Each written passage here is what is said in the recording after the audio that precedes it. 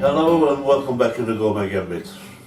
I don't know what you think about it, but when summertime's up, I always like to get some fruity flavors in my dishes.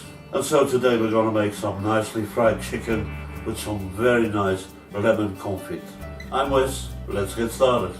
Most of the lemons you buy can have a thin layer of wax on the skin, so to get rid of that, give them a good brush under hot water and that will do fine.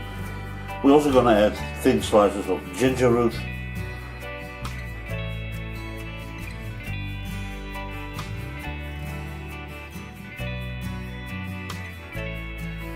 and what we also need is 2 times 200 grams of sugar. Add the lemon and the ginger to your casserole.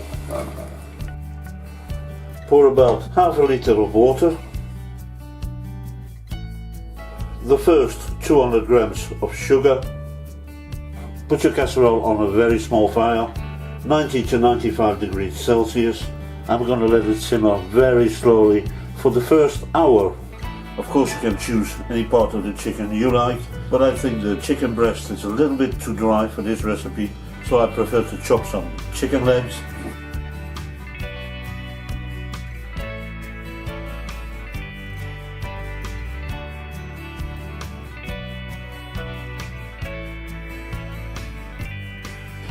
We're just going to make a very simple marinade.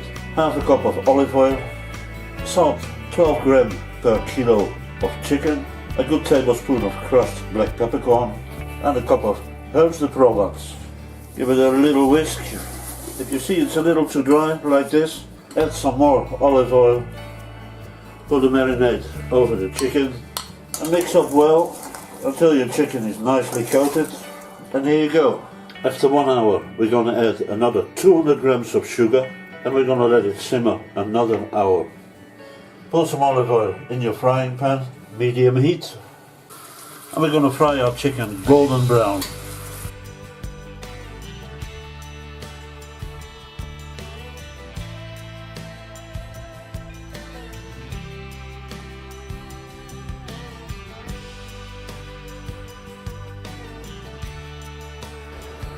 The lemon and the ginger are beautifully confit, so let's get to the next step. We're going to mix our lemon confit with the chicken.